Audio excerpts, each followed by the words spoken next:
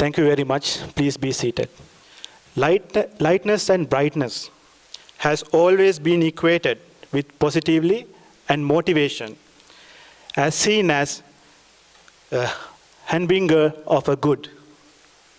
To start off with, on a suspicious note, we will now have the lighting of oil lamp. Ladies and gentlemen, to do the honor, we have a esteemed gathering here among us.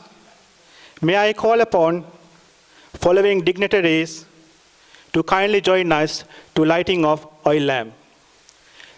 Chief guest, Mr. Dharma Dheerasinghe, the Chairman of Commercial Bank of Ceylon PLC. His Excellency, Mr. Mohammed Jafar, the Ambassador of Sri Lanka in Kuwait. Ms. Kalum Amarasinghe, the Head of Foreign Operation and Travels of Commercial Bank of Sri Lanka. Mr. Pradeep Bandhuwansa, the Head of Digital Banking and Remittance Operations, Commercial Bank of Sri Lanka. Mr. Sanjeeva Senaratne, the President of CA Sri Lanka Kuwait Chapter, representing all Sri Lankan communities. Engineer Noura Al-Fazam, representing the other distinguished guests.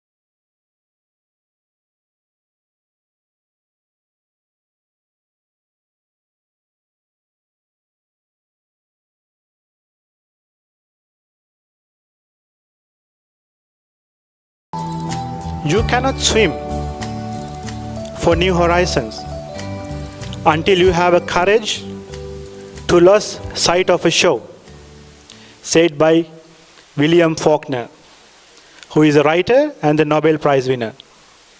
Similarly, you cannot expect succeed if we are unable to get outside our comfort zone. We hope that new horizons will bring the prospect to our motherland, Sri Lanka. Good evening, ladies and gentlemen. It's my pleasure to see you all in this program, which is first kind of, it's in Kuwait.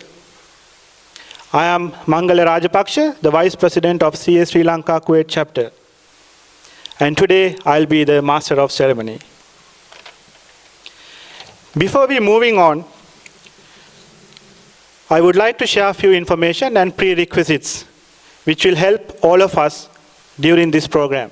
As you can see, it would be great if you can put your phone silent or at least make sure that the disturbance is minimized to the audience as well as the speakers.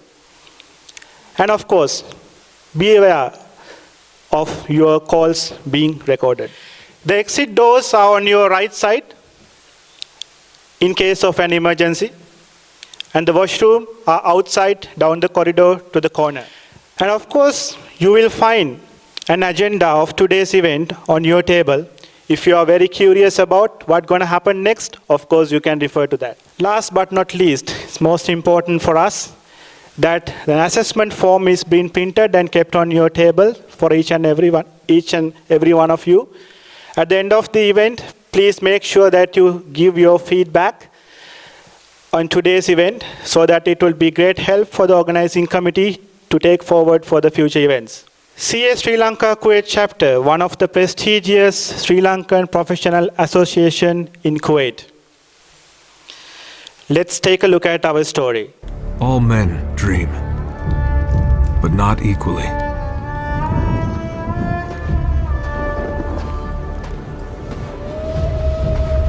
Those who dream by night, in the dusty recesses of their minds, wake in the day to find that it was vanity.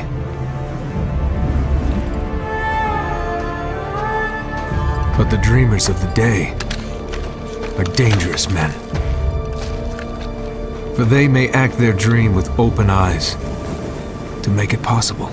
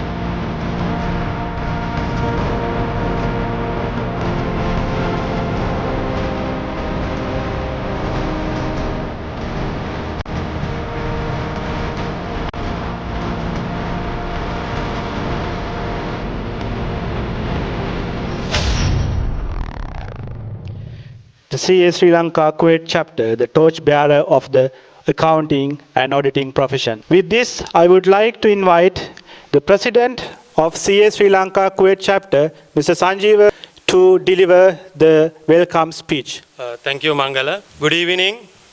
Ayubowan, Assalamu alaikum and Vanakkam. It is my great pleasure to see you all in this evening. The theme of the evening is New Horizon, Sri Lanka, the opportunity again. The reason why we select this topic is that we believe Sri Lanka has full potential and capability to emerge as role model country. This is our belief as well as this is our aspiration. We know that Sri Lanka is going through a learning curve to become a role model country. We have heard from many professionals from Colombo, but we thought that we have missed the opportunity to hear from a career economist who is best suited to talk about this subject. So we chose the chairman of Commercial Bank, Mr. Dharma Dheerasinghe, to talk about this subject.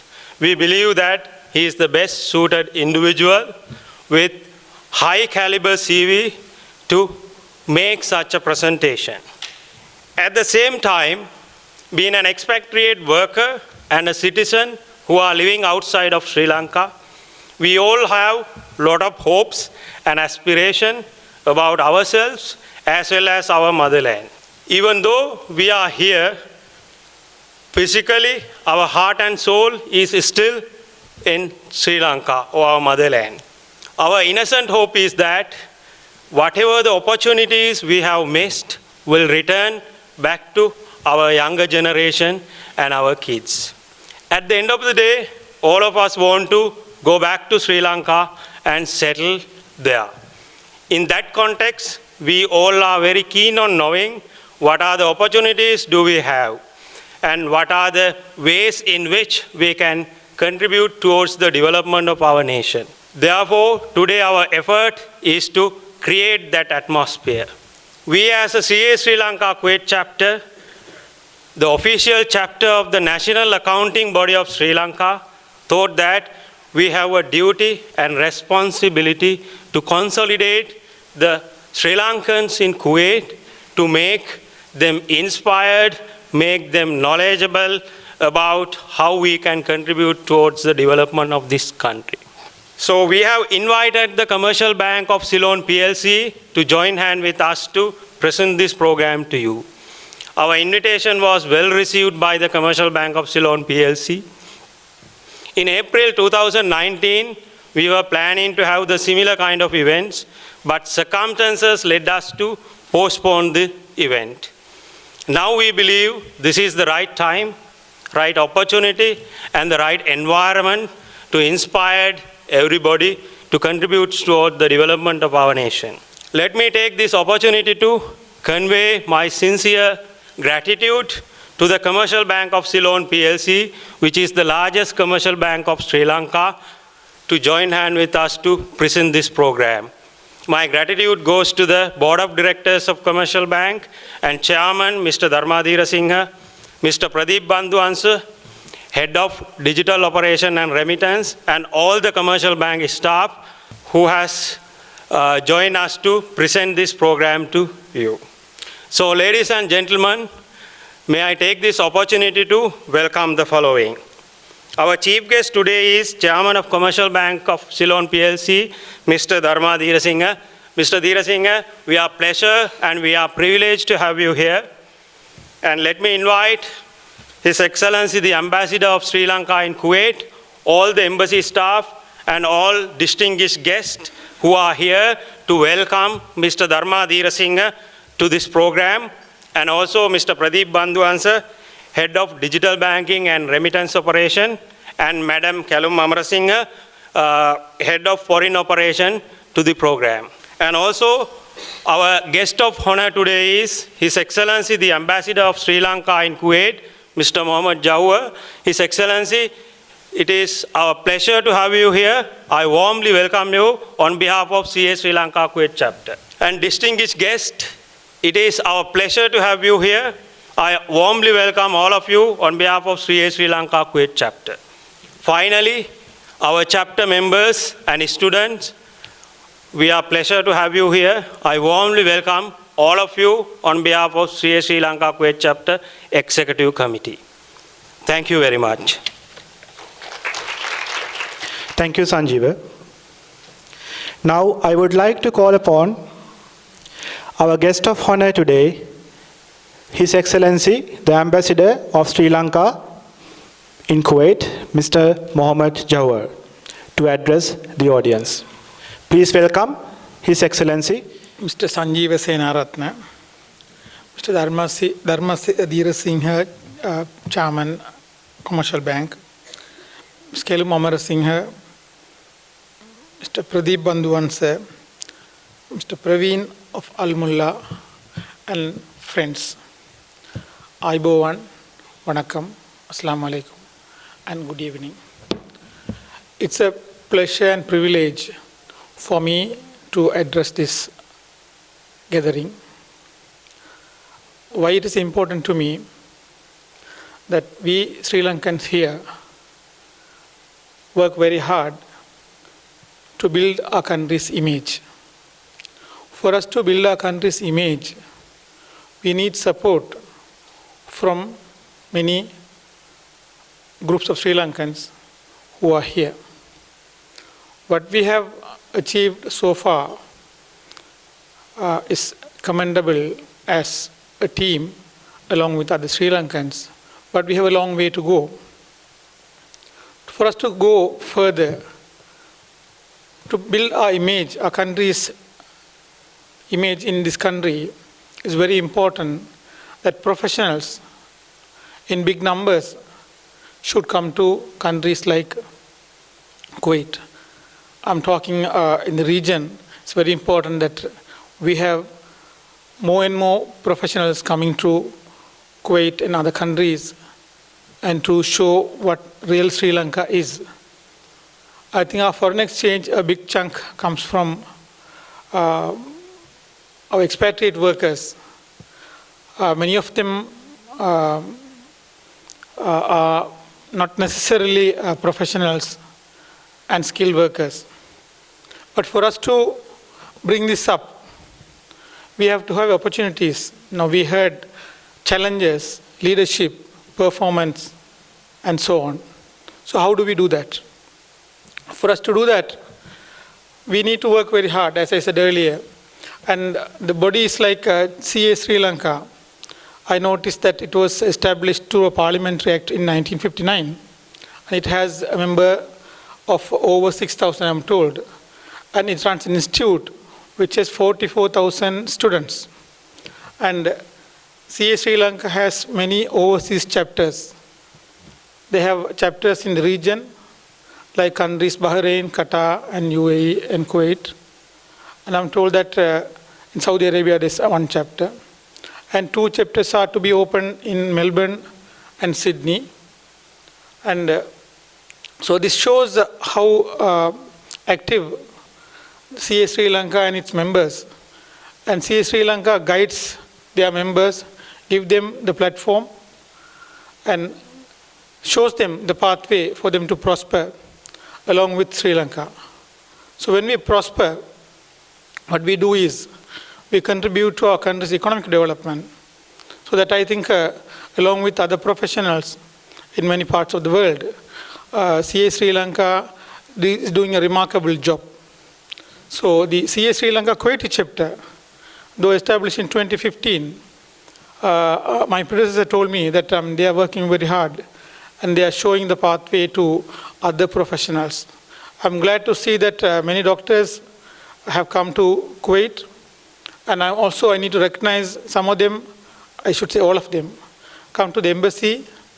They treat Sri Lankan workers who are accommodated there free of charge. So likewise, we need to have more and more professionals to come to Kuwait and to build our country's image, and also to get more and more foreign exchange for our country to develop.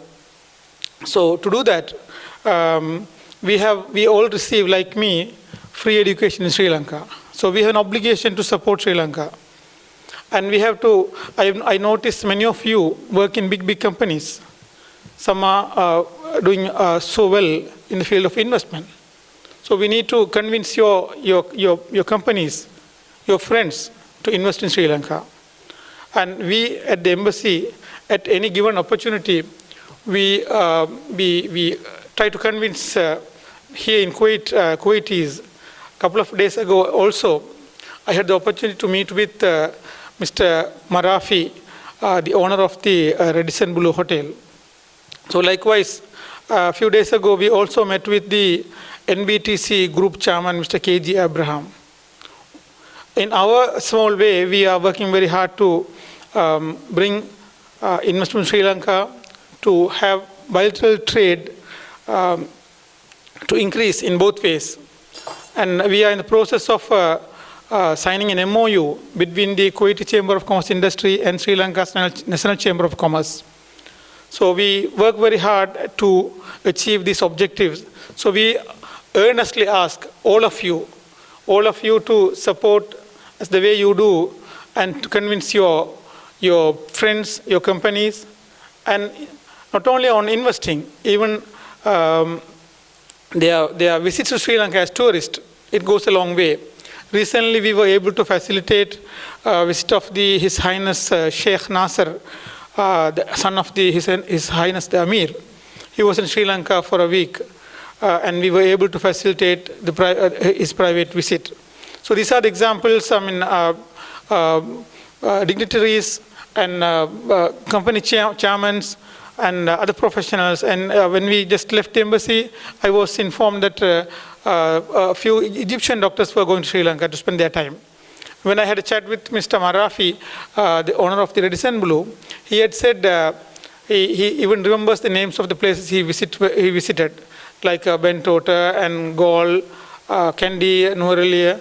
So he said Sri Lanka stands out among the countries he had visited. So we have lots of potentials, we have a lot of opportunities. I have told them that Sri Lanka has free trade agreements with countries like India, Pakistan, and so on. So those who invest in Sri Lanka get to export to big markets like India with less duty. So therefore, it's a bounden duty for all of us to show that coming to Sri Lanka and investing in Sri Lanka it has its worth.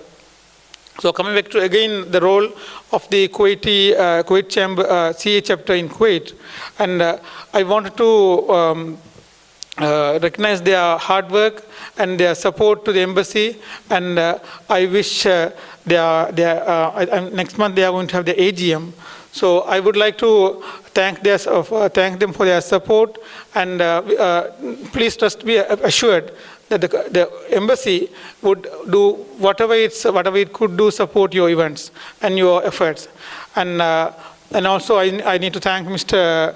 Dharma Singh to come all the way from Sri Lanka to be the chief guest of this important gathering, and that shows how Commercial Bank views the work of the Kuwaiti chapter of the CA Sri Lanka. And thank you for everybody for listening to me, and thank you for taking part in this event, and please convey this message to everybody. Thank you.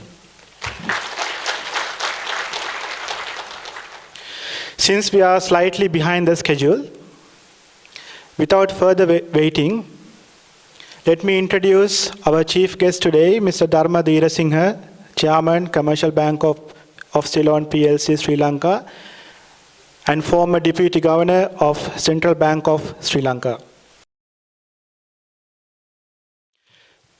Put your hands together to Mr. Dharma Singh.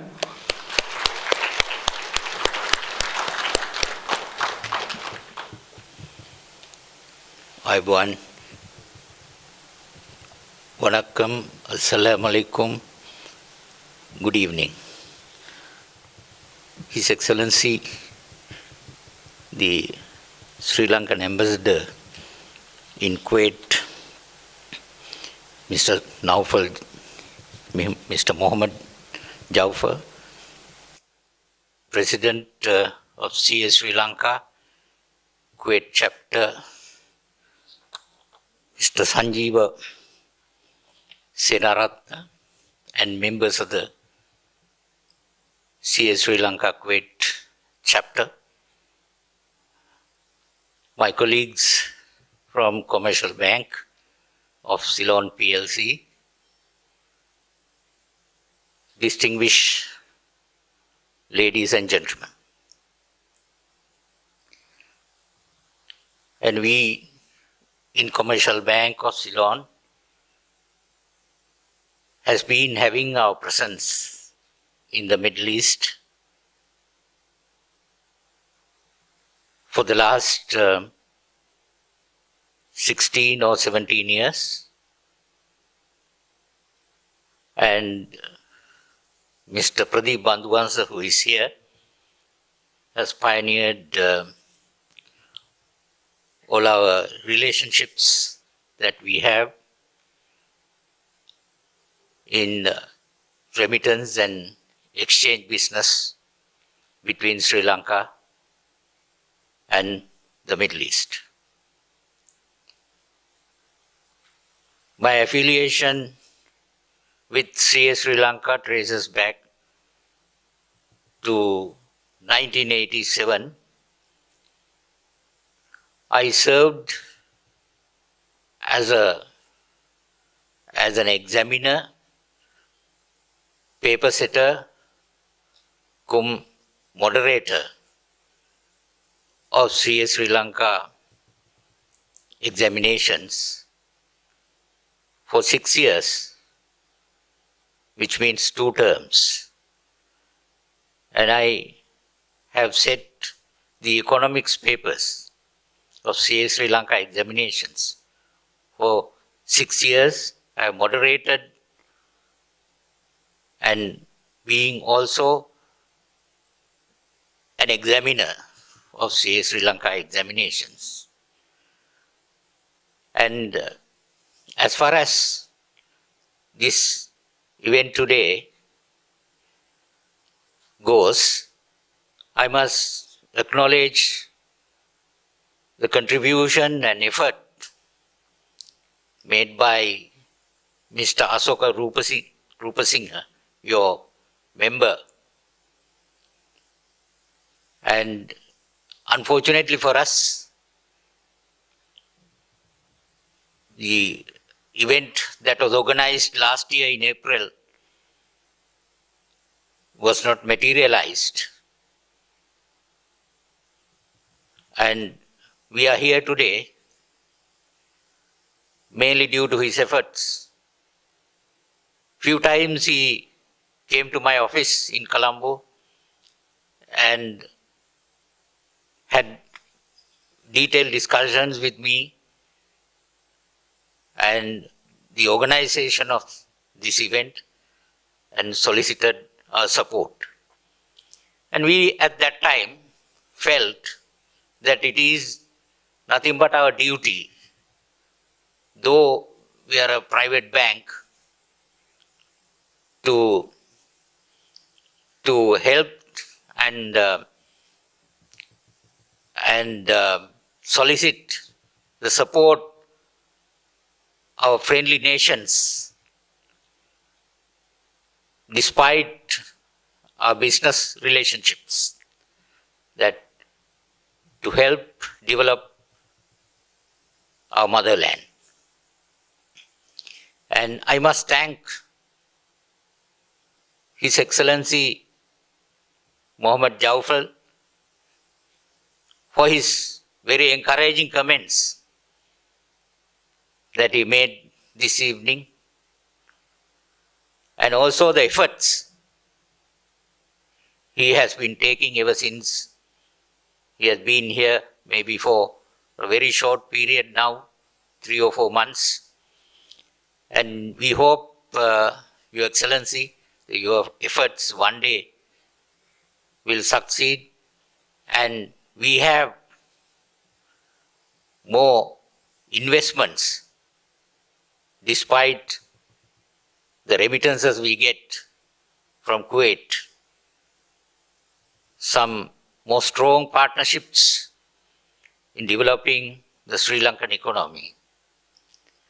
And it was also said in passing that, in my view as well, the biggest challenge we have in our Sri Lankan economy is our disequilibrium in our external sector. If I may put it in a different perspective, it is the continuous deficit we have been running in our current account of the balance of payment. And as a result, our currency has been depreciating continuously. If I tell you the rate of depreciation, and in 1977, with the budget that was presented by the then government, made our exchange rate a floating exchange rate, which is a fixed exchange rate up until that point. The dollar, rather US dollar, was fixed at 15 Sri Lankan rupees. And today the Sri Lankan rupee has depreciated so much that we pay over 180 rupees per US dollar. So I don't have to put you in mathematical terms, the rate of depreciation and other numbers. This would explain how badly the currency has been depreciating. And as a result of the depreciation, there was inflation in the country. The prudent monetary policy we had has been able to maintain or contain the rate of inflation to some extent. And for the last 10 years or so, we have been maintaining the rate of inflation at single-digit level. And also the other big issue we have in our domestic economy is the high fiscal deficit, which has been sometimes over 10%. The difference between the government revenue and the government expenditure, that number also has now been contained at around 5%. So I gave these numbers to put our economy in some perspective that all of you would understand. The information I have here says that we have a diverse audience and more Sri Lankans and other invitees or non-Sri Lankans, and I must thank all of you for your presence here to listen to us and to get some idea of Sri Lankan economy. Can we have the slides?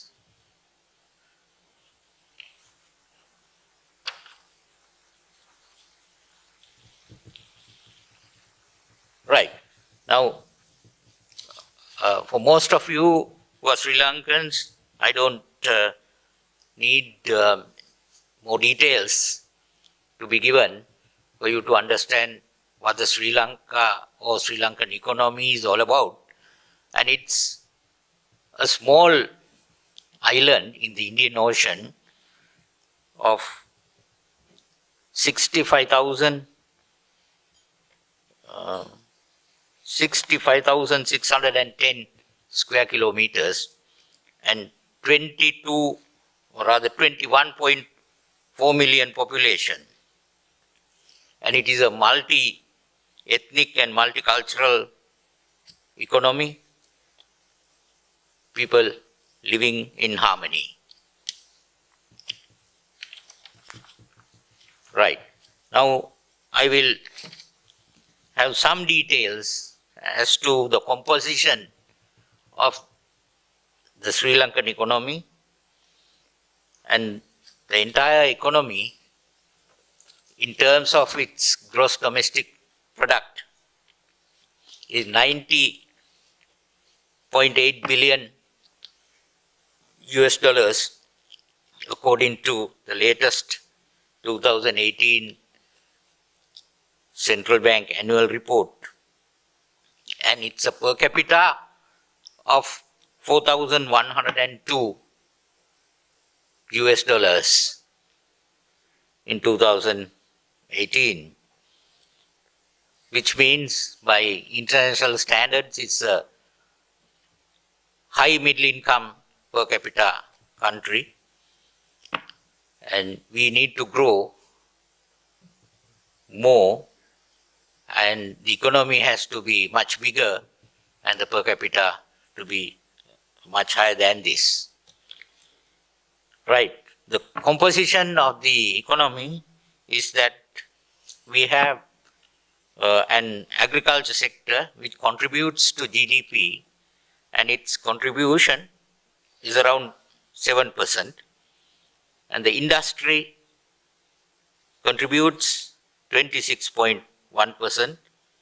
Services, all services put together, contribution is 57.7%, totaling 90.8 plus taxes less subsidies. All these activities, agriculture, industry, services, some activities are taxed and some activities get subsidies. So taxes minus subsidies is around 9.2%, and which makes a total of 100%. So these are all 2018 numbers.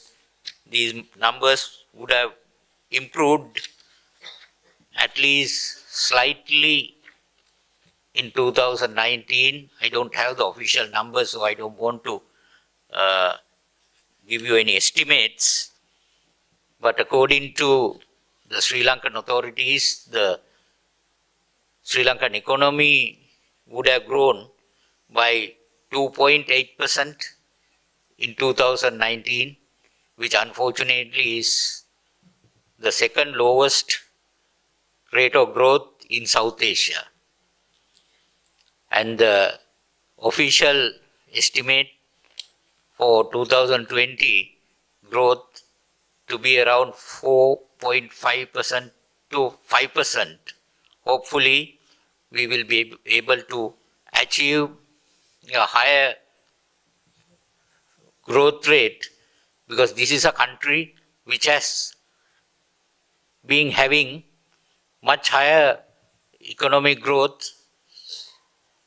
Say, for example, in 2010, 2011, 2012, in 2012, we had over 9% annual growth in our GDP. So we need to go for a higher growth trajectory for country to achieve the goals that have been set. And the new president, His Excellency Gotabaya Rajapaksa, has taken some initiatives. And firstly, he started with some tax concessions given to the industry, hoping that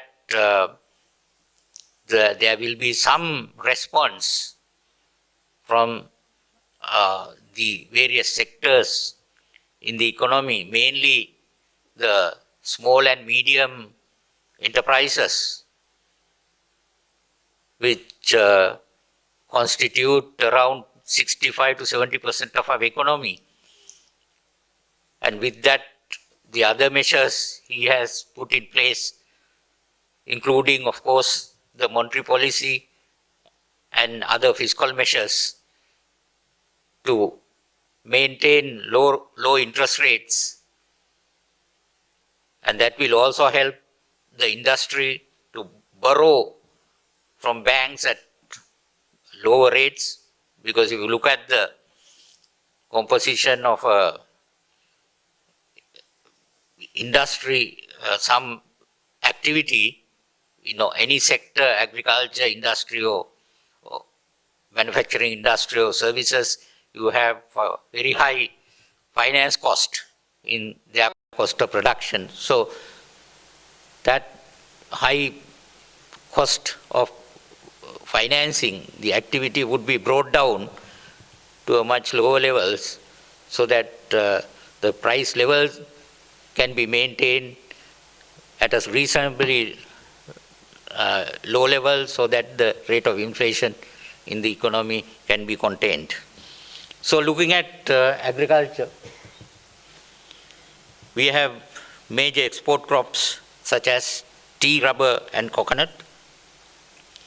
And Sri Lanka is one of the world's major tea exporters, and the branded as Ceylon tea. And then we have other export crops like spices, vegetables and other minor export crops. And Sri Lanka is the largest exporter of cinnamon in the world. So there is potential for these activities, especially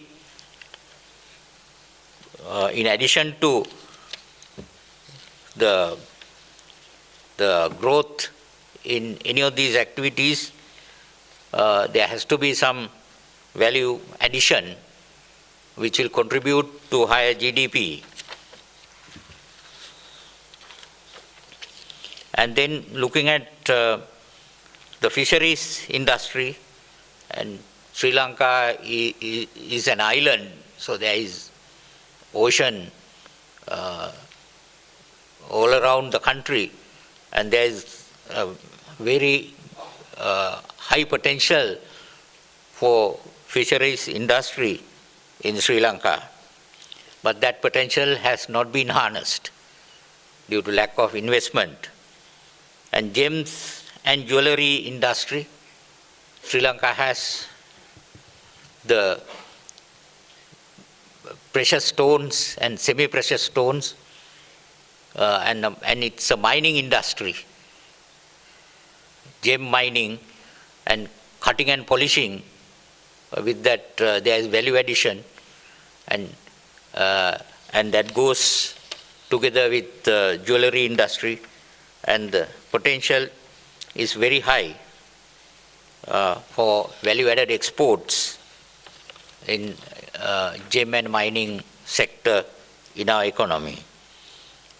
And then moving on to the manufacturing industries, Sri Lanka is one of the largest textile and garment exporters. Still the potential has not been harnessed. We have a total exports, all exports put together is around 12 billion US dollars a year. And the trade deficit is high because our imports are exceeding 21 billion a year. So there's a huge trade deficit, and this deficit has to be reduced to a great extent to achieve a sustainable balance of payment in the economy. So textile and garments has a potential, and then rubber-based products. Sri Lanka is a producer of natural rubber, and the rubber-based products is an industry which is growing, but looking at its growth in the past, we have been exporting natural rubber in its raw form, but there has been very little improvement in its value addition. So it has to be a high value added export, but industry has not harnessed its full potential. And there is energy sector, and there is fast growing demand, and looking at the hydropower potential, I think country has fully utilized its hydro potential, and almost entirety of the household sector in Sri Lanka are now connected to the national grid, so they get the power from the national grid. So still there is potential where we are also looking at oil refinery. We have only one oil refinery, and the government has been planning for a second oil refinery in Sri Lanka. And then due to fast growing demand, we need to increase the supply of energy in different energy sources, including, of course, petroleum, hydroelectricity, and solar power, and so on and so forth. And waste management is also another sector where there is room for improvement, and which I think the government has taken some steps. And looking at infrastructure developments, ports and airports, there is investment in this sector. New ports have been built, and there is expansion in Colombo and other ports. And there is a new port that was built in Hambantota, an airport in Mattala, and expansion of the airports in Colombo and Mattala both, and to accommodate the increasing traffic. So there is room for expansion. And Port City project, you must be familiar with this. And there is a new project that has been undertaken by the government, and as a result, there is about 267 hectares of new land, which is going to be a financial center in Colombo. And this port city is a project where we can have new investments, and there is a project, and At the moment, the port city legal framework is being developed, and the land is on offer for investors. What I heard is that they have already got some investments, each investment costing about $400 to $500 million, which I think will help the economy in the medium to long run. And there is also condominium and apartment buildings that are coming up. We have that demand from mostly foreigners as well as the Sri Lankans living in foreign countries, and that sector is also one sector that can be identified as a potential for foreign investment.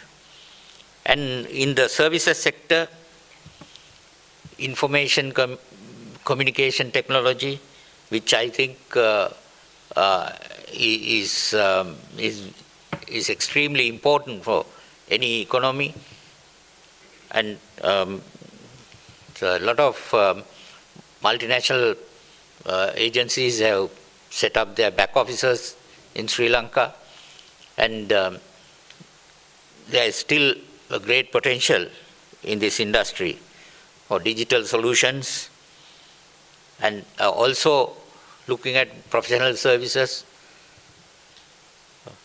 educated workforce, and it's not the kind of literacy we are looking at, but in our country there's a fast growing IT literacy and IT penetration. So those are, I think, very important areas where we look at foreign investment. So that, I think, will also help the economy in a great deal. And then looking at the financial sector, we have a very strong and robust financial sector, well capitalized banks, but those banks are small in size compared to world standards, and therefore those banks need more capital for expansion. And I think recently we had some share transactions where some foreign investors, I think the largest ever transaction at the Colombo Stock Exchange. And there is still, the sector is growing, and we invite foreign investors to come and invest in our banking and financial services. And our banks are Basel III compliant, and almost all banks are IFRS compliant, and need, as I said, more capital in those banks to make them bigger and to meet up future challenges. And then there is also potential for consolidation of banks and other financial institutions which are finance houses and leasing companies. And there is a consolidation program that the government is now contemplating. So with that, some of those smaller banks will get bigger, and more finance companies and leasing companies will be amalgamated, so that they will also be bigger organizations which will have the capacity to meet up their challenges. And growing insurance industry, which I think is at a very, very primitive stage at the moment, So that is one area which can be considered by any potential investors. And also looking at the financial literacy and access to finance, I think an area where we need to improve the financial literacy of the people, mostly in rural areas, and for them to have some access to finance to start up their self-employment or some small and medium scale industries. And tourism is one of the fastest growing industry in Sri Lanka. Unfortunately, we had an internal conflict for the last for nearly 30 years, ended up in 2009, and I can remember I was myself engaged in the economic research department of the central bank, and in 1982 Thailand and Sri Lanka had same level of tourist traffic, I think 250,000 tourists per year in 1982.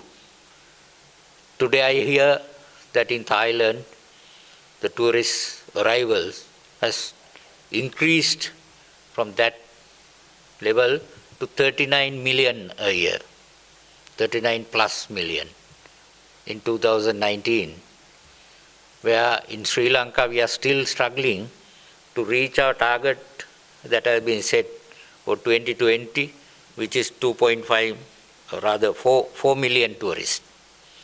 So, which I think is a country which has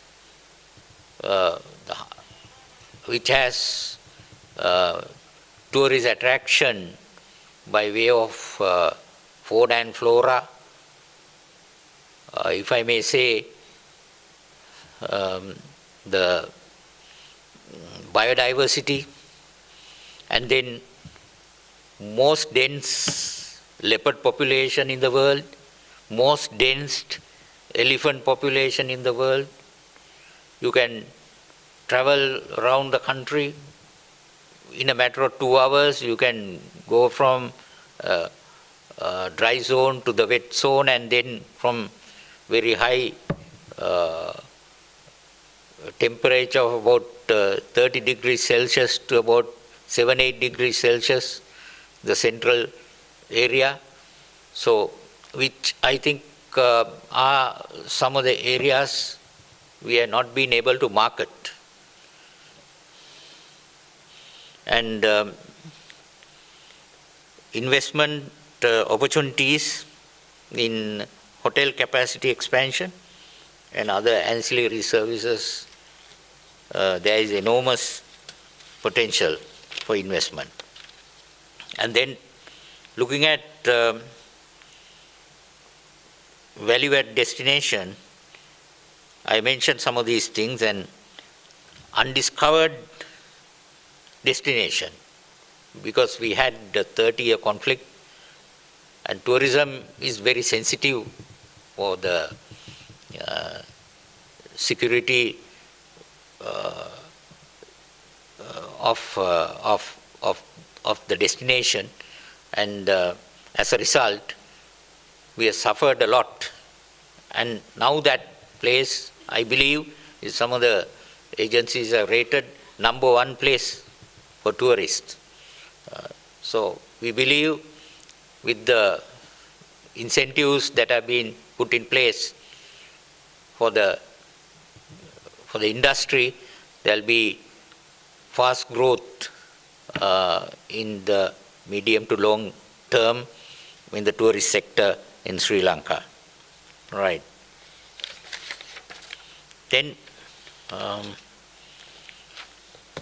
I think it's important that I also mention about the policy framework. I mentioned that at the beginning, the fiscal stimulus that have been given, hoping that there will be some revival beginning in 2020 and going into the medium to long run, and to have a higher rate of growth of the economy.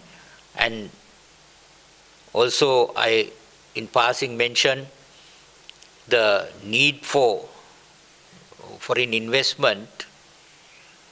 Of course, the disequilibrium in the balance of payment has been overcome in the past with debt-related inflows, and we are now looking at non-debt-related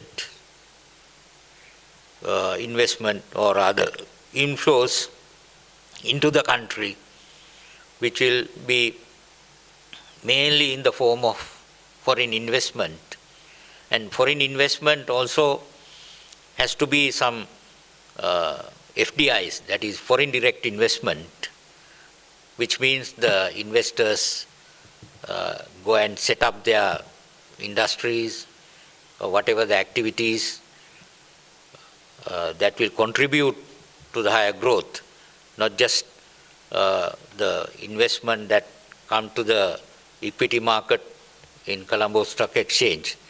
So those are also important, but as far as sustainable growth of the economy is concerned, we should be promoting more foreign direct investment. And there is a very strong institutional framework in Sri Lanka with the Board of Investment and the Foreign Exchange Management, and further liberalization. I think, if I may say about liberalization of the Sri Lankan economy, which traces back to 1977, which is now 42 years ago, still we have an unfinished agenda of liberalization. Our current account has been fully liberalized. We have certain areas in our capital account to be liberalized.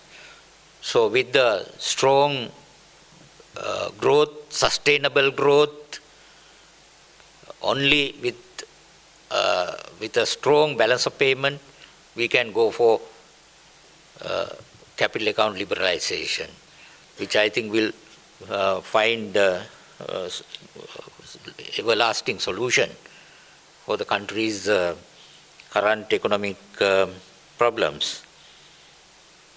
And also one of the other measures that His Excellency the President has taken is to make the public sector more efficient.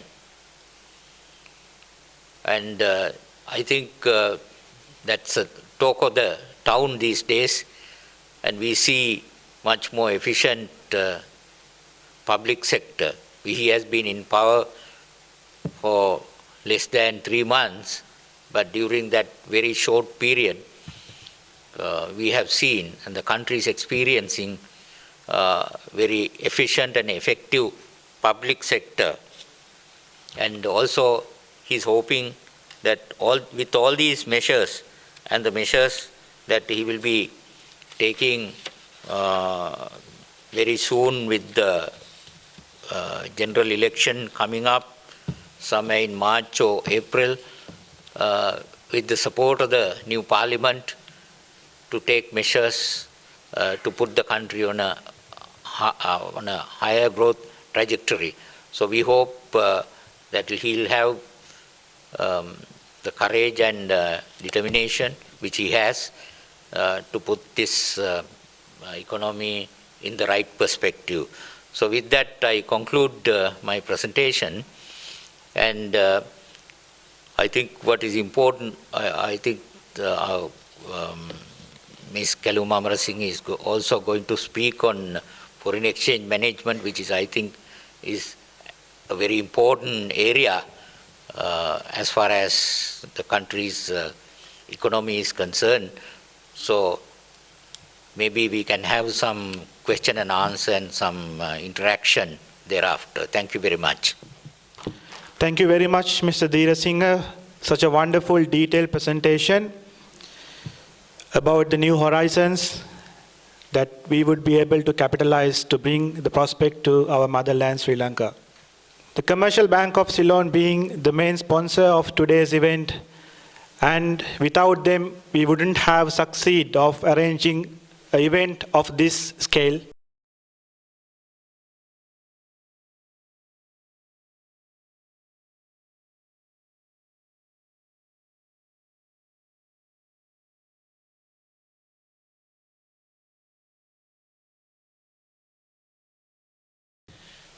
Let's put your hands together to Ms. Kalum Amarasinghe.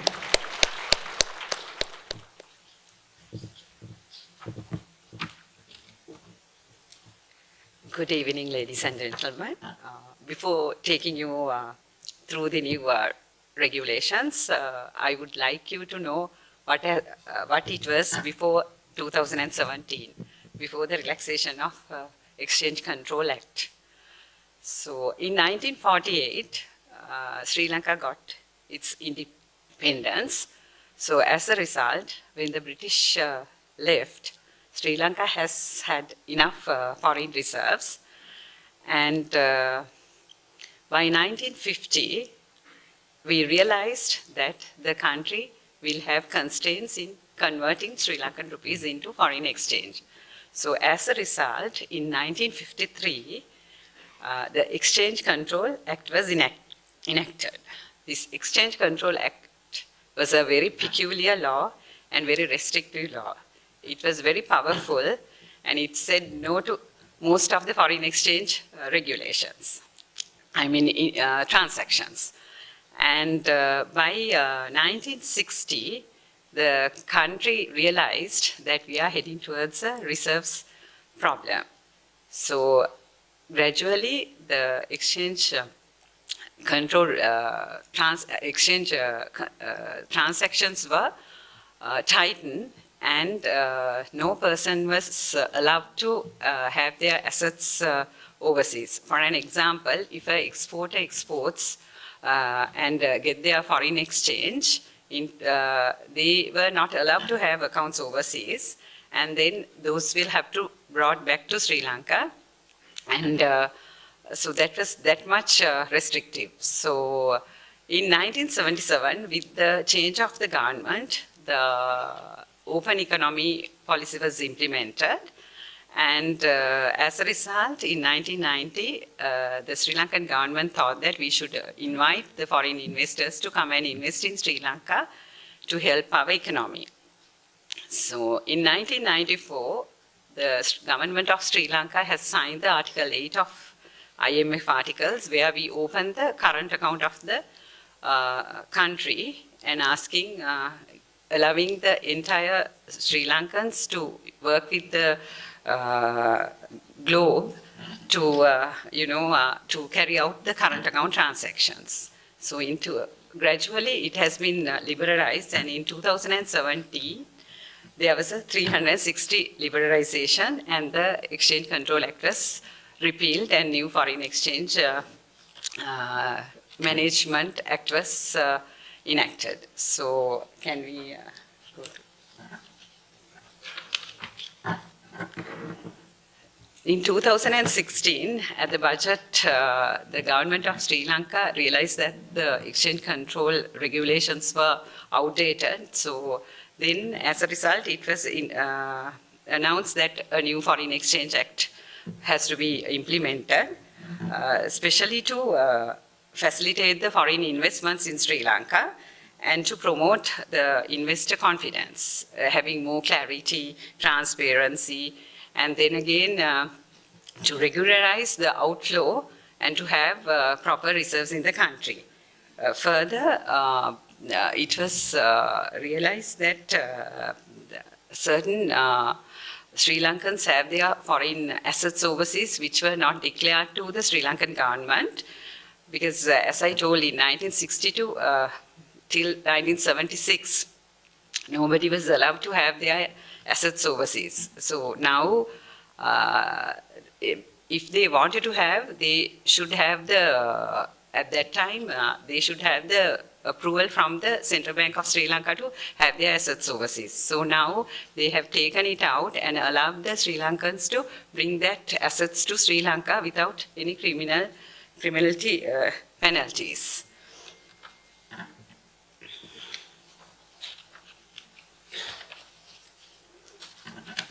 So with the gradual, they are way forward of foreign exchange management in Sri Lanka. If you take gradual move from controlling regime to the facilitating regime, creating clarity, transparency, convenience, enhancing limits of investment opportunities, taking out criminality for inflow of foreign assets have been taken, and then major foreign fundamental macroeconomic change into the balance of payments as the capital account transactions are further relaxed by way of creating opportunity for foreign investors and local entrepreneurs to invest locally and overseas. And then free transferability among the special foreign currency accounts. So there had been the major changes we see is that that determination of the residential status. When you carry out foreign currency transactions, there are four major fundamentals that we need to focus on. The residential status of a person, whether the person is a resident in Sri Lanka or a non-resident in Sri Lanka, whether the transaction relates to a capital transaction or the current transaction. So residential status, when you determine, in 1972, there was a gazette to determine who the resident and who the non-resident. There we had some ambiguities in ascertaining the residential status of a dual citizen of Sri Lanka. So it was further clarified where they say that in line with the immigration laws, if somebody is living in Sri Lanka for more than 183 days, the person is considered to be a resident in Sri Lanka now. And there is a deeming provision has been taken to consider Sri Lankans working abroad category with employment visa to be Sri Lankan residents only for the opening of personal foreign currency accounts. And then again, there was a change in the mariners who are working in Sri Lankan ships, because it was not clearly clarified in the previous laws. So they have categorized the Sri Lankan mariners who are working in Sri Lankan ships are residents in Sri Lanka. And then export and import of currencies. Earlier the law was that whoever who brings money into the country, that they have to declare if it is more than 15,000 US dollars. And when they are taking out of Sri Lanka, it was allowed to take only up to 5,000 without the declaration. If they are taking more than that, they have to declare. Now, it is not the case. If somebody wants to bring money, they are allowed to take any amount of money into the country, but it has to be declared to the Sri Lankan customs. And when they are taking out money out of Sri Lanka, if it is up to 10,000, it is not required to be declared, because that limit has been enhanced from $5,000 to $10,000. And if somebody wants to travel from Sri Lanka, and if we'll say if somebody is having more than 10,000 in their hand, even if they had some from previous travels, if they have unutilized foreign exchange, they can take up to 15,000 without the declaration. And then I think for you all, this is more important. Earlier, before the relaxation, out of the personal foreign currency account, it was allowed to withdraw foreign currencies, but it was restricted here under the new laws. It was allowed to take up to 10,000 US dollars for travel purposes only. So there is a change there. And then there had been several kind of accounts, like non-resident foreign currency accounts, resident foreign currency accounts, then resident non-national foreign currency account. Likewise, there are a lot of foreign currency accounts for individuals, where they thought that it is an administrative cost to monitor all these things. So as a result, they have categorized 18 accounts into 5 categories. And now you don't have NRSC, RSC, or RNNFC. It is coming under one category, which is called personal foreign currency accounts. So then again, among these accounts, you can do any of your transactions. There are no restrictions for you to, remit money out of Sri Lanka, even for capital investments. And then again, we had foreign currency accounts for business purposes, like foreign exchange earners account. Then there had been accounts for airline and shipping agents. All these accounts are categorized under one category, which is called business foreign currency account. And then again, the most important account was here. Earlier, to invest in Sri Lanka, there had been account called security investment account, and there had been the permission to invest only in shares. Now it has been further relaxed, and foreigners and non-resident Sri Lankans are allowed to invest in more areas like shares, debentures, Sri Lanka development bonds. Even companies can, foreign companies and foreigners can lend to Sri Lankan companies. Then foreigners can invest in properties in Sri Lanka. There are a lot of opportunities in Sri Lanka and in fact, there are opportunities to invest in deposits as well, where if you bring foreign currency, you can convert that into Sri Lankan rupees and invest, and it could be converted even with the interest. So when you see the local market in Sri Lanka, the interest rates are quite attractive when compared to foreign markets. So if you bring your money into the country and convert into Sri Lankan rupees and earn higher interest rates, and then you can reconvert and take it back to your country in foreign currency. And then outward investment, this is mainly for Sri Lankan residents. So these accounts are there. So there had been further relaxation to current account transactions. So earlier it was only permitted for merchandise exports, imports, and service payments. It has been further, added in line with the IMF articles, and then payments connected to foreign trade, connected to foreign trade, current business, including services and normal short-term banking and credit facilities. And then again, payment due as interests on loans and net income on other investments. Payments of moderate amounts for amortizations of loans for depreciation of direct investments. Payments for moderate remittances for family maintenance. That was further added because earlier all those additions were required the central bank approval. And granting, there had been permission granted to the banks to issue corporate credit cards, debit cards. It was not allowed before. And then issue guarantees in respect of current account transactions, allow remittances for payment due on loan agreements, and remove restrictions prevail for entrepot trade. And then visa processing fees for third parties, like if somebody wanted to migrate to another country, so they needed to, pay. They needed to pay their visa fees. It was not allowed, so it is allowed under new laws. And then under the capital transactions, outward investments and migrant allowances, migrant transfer allowances have been enhanced. Earlier, the limit was around for a person to, if I take the outward investment, for a Sri Lankan resident to invest overseas, it was the companies which are listed at the Colombo Stock Exchange, they were permitted to invest up to 500,000 per annum in shares and sovereign bonds, and it has been enhanced up to 2 million under the new foreign exchange laws. And then non-listed companies were allowed to invest only up to 100,000. It has been enhanced up to 500,000 US dollars.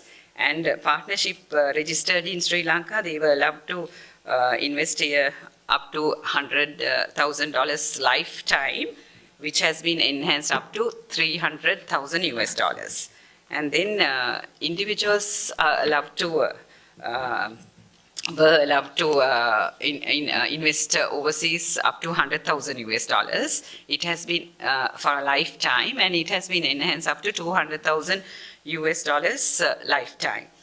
Then if you take migrant allowances, the migrant transfers, people who are having PR or citizenship in another country, they were allowed to take up to $150,000 US per person up to 2017. That has been enhanced up to 200,000. And then again, annual migration allowance was allowed for them to take after taking their initial migration allowance, which was to $20,000 US per annum. It has been enhanced up to $30,000 US. Then the most important area here is capital transactions, investment in Sri Lanka by non-residents. So as I explained, there are a lot of opportunities for Sri Lankans working abroad and the foreigners to come and invest in Sri Lanka by opening an account called inward investment account. If somebody brings money through this account, that is a legitimate way of bringing money into the country. There are no restrictions for the investor to take money back to your country with the surplus through this account. So there are a lot of opportunities like investment in shares in companies, company debentures, and then in debt securities or granting loans to Sri Lankans, and then Sri Lankan companies, and then governments.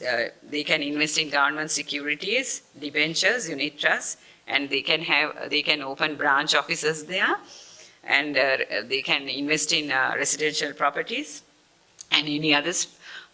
If you need to go into any other investment in Sri Lanka, they can seek special permission from the Central Bank of Sri Lanka. And then there are further relaxations on granting loans to Sri Lankans who are working abroad.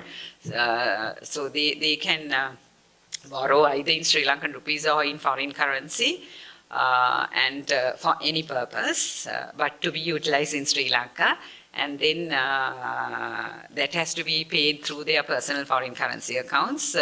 There might be changes to this because Central Bank is focusing in changing this to facilitate this the Sri Lankans to borrow from Sri Lanka.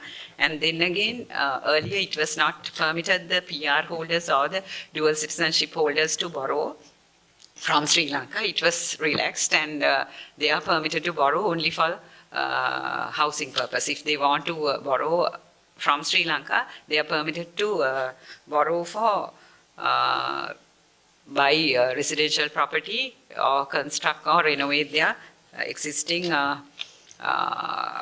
properties. And then borrowing by Sri Lankan students pursuing education overseas, that was not allowed before, and now under the new laws it is allowed, and then parents can repay those loans. Okay. Thank you very much. I have seen most of the audience have taken notes down. I think this is one of the interesting topic that delivered by Ms. Kalum Amarasinghe, where all of us are falling into the category of Sri Lankans working in abroad. So of course you will expect some questions from the audience in the panel discussion. With that note, let's start the panel discussion now, the most awaited session of today's program. For that, I would like to invite our chief guest, Mr. Dharma Dheerasinghe, to come to the stage so that we can commence the panel discussion along with Ms. Kalum Amarasinghe. Now, to moderate the panel discussion, I would like to invite one of the most senior member of CA Sri Lanka Kuwait chapter, a former chief financial officer of Bank of Ceylon in Sri Lanka, and former head of finance of Qatar National Bank Kuwait branch, Give a big round of applause to Mr. Ashoka Rupasinghe.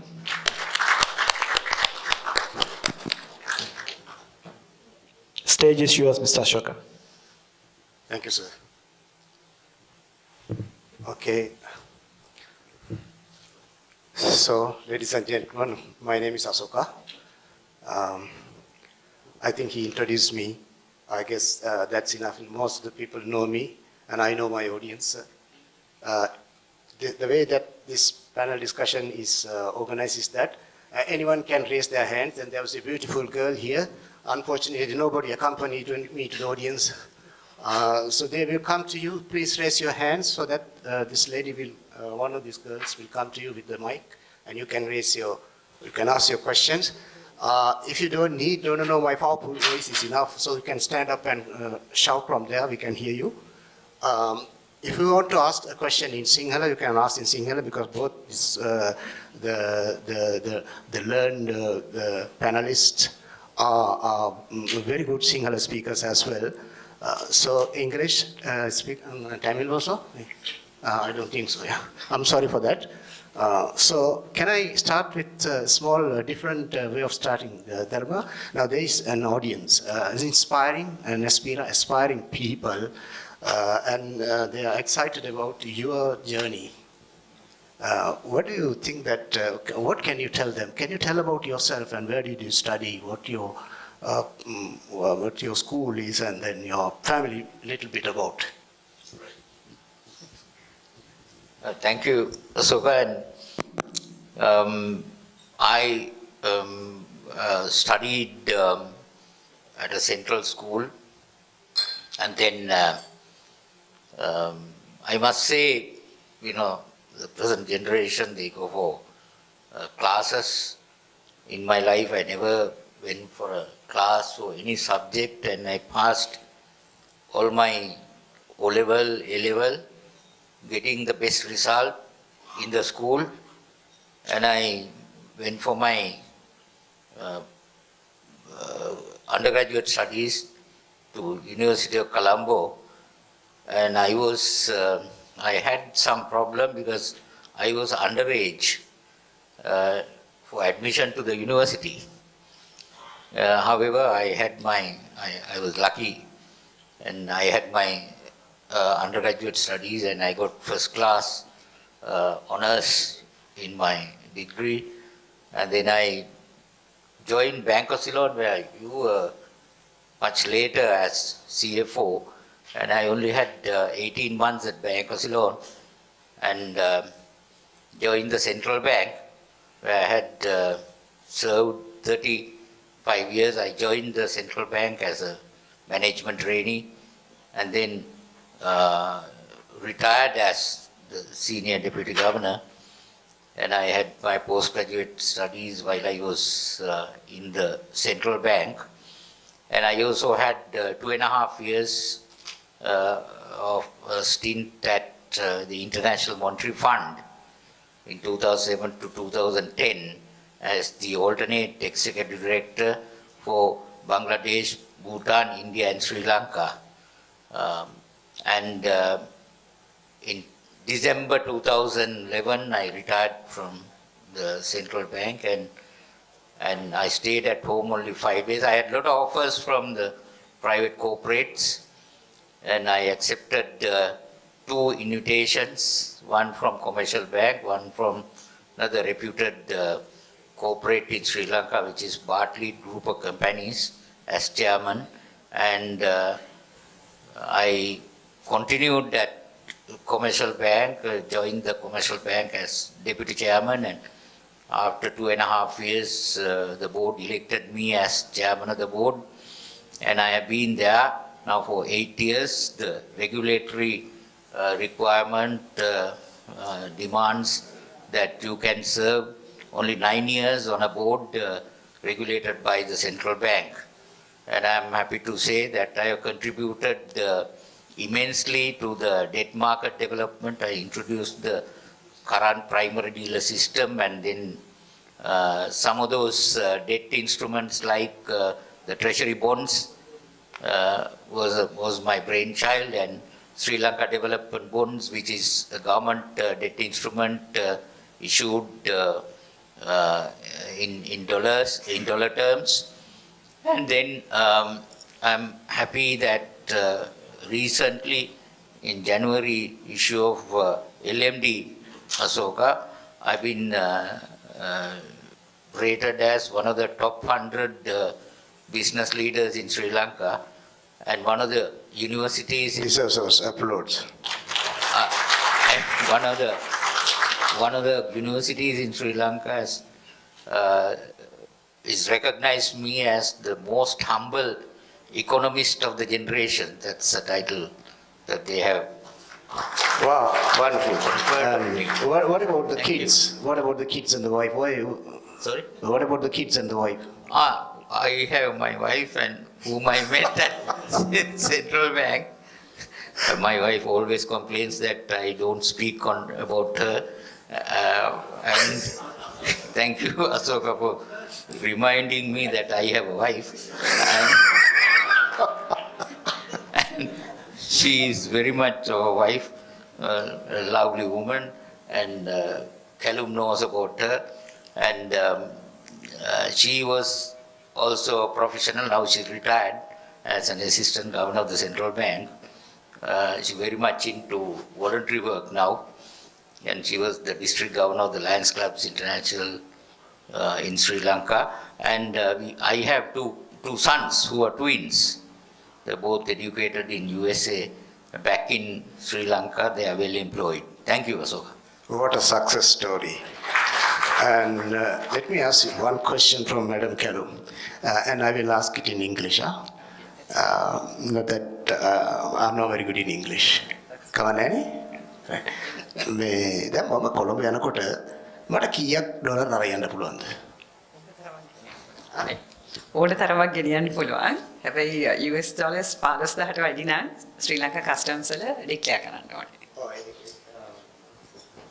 ඒ කියන්නේ මට 15 මම family එකත් එක්ක travel කරනකොට අපි තුන් දෙනෙක් යනවා නම් ඩොලර් 45000ක් කාටවත් ඔකේ සාක්කුවේ දාගෙන යන්න පුළුවන්. ආයේ එහෙන් එනකොට ගේන්න පුළුවන්ද 15000ක් කියනවා කියලා? 15000ට ගේනවා නම් ඒක ඩික්ලෙයාර් කරන්න ඕනේ. 10000ක් දක්වා ඩික්ලෙයාර් නොකර ගේන්න පුළුවන්. ඔව් ඒ වගේ මට කී පාරක් මාසෙකට යන්න පුළුවන්ද? එහෙම රෙස්ට්‍රික්ෂන් එකක් නැහැ. ඒක වැදගත්. එහෙම රෙස්ට්‍රික්ෂන් ඒ කියන්නේ වසරකට මාසකට මෙච්චරක් ලිමිට් කරලා නැහැ. එහෙම ලිමිට් කරලා නැහැ. ඔන්න හොඳ ඔපචුනිටි එකක් ඔඩියන්ස් එකට ඩොලර් 60 ගෙනියන්න ඕන නම් ඩේලි ට්‍රැවල් කරා නම් හරි නේ? හරිනවා හරි. ඒව තමයි ඔඩියන්ස් එකට අවශ්‍ය ප්‍රශ්න. ඊළඟට දැන් මේ මිස්ටර් ධර්ම පොඩ්ඩක් කියන්න මේ ඔඩියන්ස් එකේ චූටි ප්‍රශ්න ටිකක් තියෙනවා ඊට පස්සේ අපි උතෙන්ට එමු. මේ දැන් ණයක් ගන්න පුළුවන්ද අපිට? ණයක් ගන්න පුළුවන්. කීයක්ද? ඕනම ප්‍රමාණයක් ගන්න පුළුවන්. හැබැයි ලංකාවේ යුටිලයිස් කරන්න ඕනේ ඒක. ෆොරින් කරන්සි වලින් හරි ගන්න පුළුවන්, රුපියල් වලින් ගන්නත් පුළුවන්. මේ නැවත ගෙවීම කරන්න ඕනේ ඔයාගේ පර්සනල් ෆොරින් කරන්සි account එක through. ඒක තමයි තියෙන රික්වයර්මන්ට් එක. එතකොට ගෙවල් හදන්නේ රිපෙයාර් කරන්න විතරයි කියලා ප්‍රසන්ටේෂන් එකේ තිබ්බා හරිද? ඒ ඇවිල්ලා PR හෝල්ඩර්ස්ලට සිටිසන්ෂිප් හෝල්ඩර්ස්ලට විතරයි. ඔයගොල්ලෝ ශ්‍රී ලංකන් ඒ කිව්වේ දැන් මම කවුද? ඔයාව සලකන්නේ ශ්‍රී ලංකන්ස් එම්ප්ලොයිඩ් abroad category එකේ මේ ඔයාට මේ employment visa එකක් තියෙන කෙනෙක් විය යුතුයි.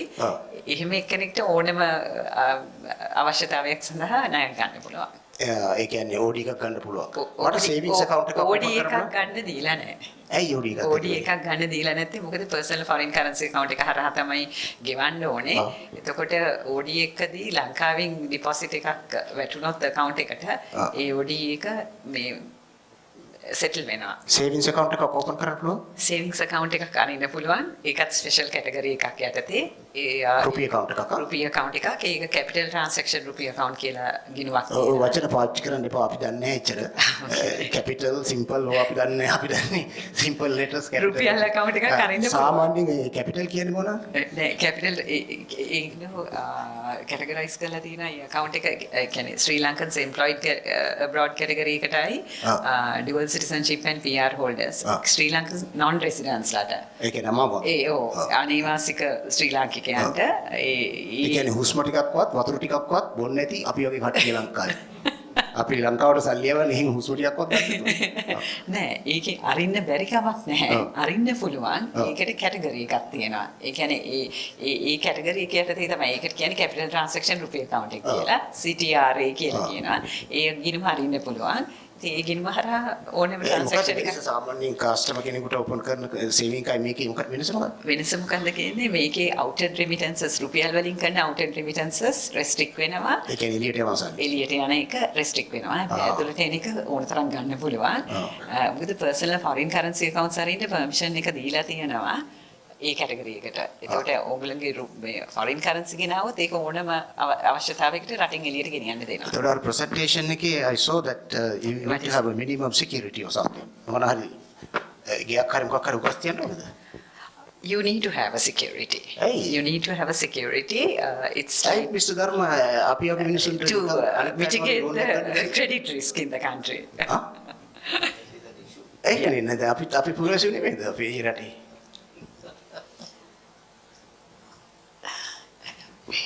අපිට ඇයි මේ පුරවැසියන්ට තියෙන අයිතිය නැත්තේ මේ ඔඩියන්ස් එකට ඉතාම වැදගත් ඒක මේ එක්ස්චේන්ජ් මම හිතන්නේ මේ සිංහලෙන්ද කියන්න ඕන. සිංහලෙන් ඉංග්‍රීසියෙන් කමක් නැහැ. මේ කැලුම් කිව්වා වගේ මේ ඔය මේ අපේ මේ එක්ස්චේන්ජ් මැනේජ්මන්ට් ඇක්ට් එකට අනුව ඒකේ ඩෙෆිනිෂන් එක කියන්නේ රෙසිඩන්ට් ඇන්ඩ් නොන් රෙසිඩන්ට් කියලා. හරිද? දැන් ඉන්ලන්ඩ් රෙවෙනියු ඇක්ට් එකට අනුව යන්නේ සිටිසන් ඇන්ඩ් නොන් සිටිසන් කියලා. ඒකයි වෙනස. ඒ කියන්නේ දැන් අපි කියන්න ඕනද? නෑ අපිට ඒ කියන්නේ අපිට ලෝන් එකක් ගන්න පුළුවන් සිකියුරිටි එකක් නැතුව ගන්න බෑ. ලෝන් එකක් කිසිම කෙනෙකුට සිකියුරිටි එකක් ඒ කියන්නේ කොලැටරල් එකක්. ඔව්. නැතුව දෙන්නේ නෑනේ. ඒක රිස්ක් එකක් නේ. ඉතින් ඒක නිසා ඉතින් මෙහෙමයි මේ ඉන්නකො කියන්නේ දැන් මේ ලෝන් එකක් දෙනකොට ඉස්සෙල්ලාම බලන්නේ ඒ රිපේමන්ට් කැපැසිටි එක. කොලැටරල් එක නෙමෙයි. නමුත් රිපේමන්ට් කැපැසිටි එක කොයි වෙලාවෙ නැති වෙනවද කියලා කියන්න බැරි නිසා තමයි කොලැටරල් එකක් ගන්න. එතකොට රිපේ කරන්න බැරි වුණාම කොලැටරල් එකට තමයි අපි අත තියන්නේ. දැන් ඕක මේ දවස්වල ලේසියෙන්ම පැහැදිලි කරලා කියන්න පුළුවන් කාරණයක් තමයි මේ උගාක් අය ගත්ත ලෝන්ස් ගෙවන්න බැරුව දැන් හැම බැංකුවකම NPL ඒ කියන්නේ මේ non performing loan percentage එක වැඩි වෙගෙන යනවා. ඒ කියන්නේ ණය ගත්තා collateral අරගෙනත් ණය ගත්තා ගෙවන්න නැතුව. ඉතින් ඒකයි දැන් අපි collateral වලත් ප්‍රශ්නේ වෙලා තියෙන්නේ ඒකේ තියෙන මාකට් වැලියු එකයි for sale value එකවත් සමහර collateral වල නැහැ. ඒකයි. දැන් මෙහෙම එකක් තියෙනවා. දැන් බැංකුවක් එක ගනුදෙනු කරලා ස්ටැබ්ලිෂ් වෙච්ච කස්ටමර් කෙනෙකුට නම් අපි මේ non collateralized facilities දෙනවා. ඒකේ ස්ටේජ් එකට යන්න ඕනේ. මේ මැචුරිටි එකට ගියාන් පස්සේ ඒක ප්‍රශ්නයක් නෑ. ඕ නේද අපි ඔගේ මිනිහුට එන්ට්‍රි එකේම අපිව නවත්තුපුවාම අපි මැචු වෙන්නේ නෑ නේ. ඉතින් කොහොමද අපි විශ්වාස කරන්නේ කොලැටරල් එකක් නැතුව ණයක් දීලා ඒ ණය ගෙවනවද නැද්ද කියන එක. කොලැටරල් එකක් ගත්තාම ණය ගත්ත පුද්ගලයාට යම්සි වගකීමක් තියෙනවා මේ ණය ගෙවන්න ඕන. නැත්තම් මගේ කොලැටරල් එක නැති වෙනවා. මං තියපු ගේ හරි ඉඩම හරි මේ ස්ථිර තැන්පත් ගිණුම හරි මොකක් හරි එකක් නැති වෙනවා කියන්නේ. ඒ නිසා ගෙවනවා. ඉතින් ඒක මං හිතන්නේ මේ සිකියුරිටි එකක් හැටියට තමයි ගන්නෙ. ඔඩියන්ස් එකට ප්‍රශ්න තියෙනවද? ප්‍රශ්න තියෙනවද? අපේ now the child who is our girl. Anybody can you put their hands up if you have a question? එහෙම නැත්තම් මං අහනවා මේ ඔන්ඩියල් කියන්නේ මොකක්ද? ඔන්ඩියල් කියන්නේ මොකක්ද? උන්ඩියල්. මොකක්ද ඒ? irregular way of remitting money, inflow and outflow of මේගොල්ලෝ දන්නවා ඔය ඔක්කොම කියන්න බෑ. ඒ කියන්නේ ඩික්ලරේෂන් කරන්න නැතුව හොරෙන් අරන් යනවා. දැන් ඒ කියන්නේ අර 15000 කියන්නේ ඔන්ඩියල් එකට සමානද? නෑ. 15000 ගෙනියන්න පුළුවන්. 15000 වැඩියෙන් උනත් ලංකාවට ගෙනියන්න පුළුවන්. ඔව්. restrictions නැහැ. නෑ මං කියන්නේ දැන් අර 15 ඩෙක්ලරේෂන් නැතුව ගෙනියන්න පුළුවන් කොහොනේ. මොකුත් ඒකට ඒකයි කොන්ටියල් අතර වෙනසක් තියෙනවද? නෑ මොකුත් ඩෙක්ලරේෂන් එකක් නැතුව ගෙනියන්න පුළුවන් 14999ක් දක්වා. ඩොලර්. ඩොලර්. ආ. මොකද නීතිය තියෙන්නේ 15000ට වැඩියෙන් ගෙනිච්චොත් තමයි ඩික්ලෙයාර් කරන්න ඕනේ කියලා. ඉතින් ඒ ඔපචුනිටි එක තියෙනවා. හරි මේ කියපු කාරණේ තවත් පැහැදිලි කරනවා නම් ඒවා මේ බැංකු වලින් හදාගත්ත නීති නෙමෙයි. ඒක රෙගියුලේටර්ස්ලා මේවා country දාපු නීති. ඉතින් මේකට එකම හේතුව තමයි මේ money laundering and terrorist financing කියන එක. දැන් ලංකාවෙත් තියෙනවා හැම රටකම තියෙනවා මේ financial intelligence unit කියලා එකක්. ඉතින් මේ ලංකාවේ ඇතුළත වෙන transactions වලත් 1 million rupees වලට වඩා වැඩි transactions හැම එකක්ම central bank එකට report වෙනවා ඒ system එකේම. Can you say it in English? sir? එතකොට ඒගොල්ලෝ central bank එකේ FIU එක that is financial intelligence unit එක මේ හැම transaction එකක්ම monitor කරනවා. ඉතින් ඒගොල්ලෝට යම් කිසි වෙලාවක හිතුණොත් යම් කිසි එකක් suspicious transaction එකක් කියලා ඒක ඊළඟට කෙලින්ම ඒ සම්බන්ධ වෙන බැංකුව තමයි ඒකට වග කියන්න ඕන. ඉතින් අන්න ඒකයි මෙතන තියෙන ප්‍රශ්නේ. දැන් අර කිව්වාගේ ඩොලර් ගෙනියන සීමාව දාලා තියෙන්නේ මේ සීමාවක් නැතුව මේ ගනුදෙනු කරන්න ඉඩ දුන්නොත් ඒක රටක ආරක්ෂාවට තර්ජනයක් වෙන්න පුළුවන් නිසා. Okay, now let me ask the audience if you have any questions, please. මේ සිංහලෙන් කතා කරන්නේ ඉංග්‍රීසියෙන් කියන්නද? I think English is better. English, yeah. Okay. I want to know, like you mentioned, you can take up to $15,000 to Sri Lanka, and when you are coming back, does it have to be in dollars or it can be any other currency? Even in any other currency, but it has to be less than 10,000 if you want to bring it back without declaration. Okay, that means in any other currency, even in Sri Lankan rupees, up to 14,000 US dollars. In Sri Lankan rupees, you are permitted to take only up to $5,000, 5,000 rupees if I am not wrong there, but not in Sri Lankan rupees, but in any other foreign currency. Okay, thank you. I have a question. I am a loyal customer of commercial bank for the last 25 years. This is relevant to all the professionals and others who are serving in the Middle East. Now, with regard to the foreign currency FDs, which is marketed by, and by the way, I am a friend of Nandika Buddhipala, we are batchmates. I want to know why there's a big parity in the rate of return of foreign currency FDs, which is given in your conventional banking and your Islamic banking, which I had to, because of the big parity, I had to withdraw certain FDs. Because in the Islamic banking, it gave a return of 1.9%, whereas the conventional FD in US dollars is giving 4.5. Is it because of the investment mismatch or any other reason, the big parity in the rate of returns? There is no disparity. I think that's the wrong terminology. There is a distinction between regular banking and Islamic banking. Yeah. In Islamic banking, we don't use a rate of interest. Agreed, yes. Right? Now yes. you said that in Islamic banking, the rate of interest you get is lower. Not the rate, the profit rate declared is 1.9%. That is profit rate, no, not Yes, interest rate. yes. So those are two things, profit So rate that's why and is interest it rate due are to the investment? not compatible. Yes. If I may say, it's apple and oranges, right?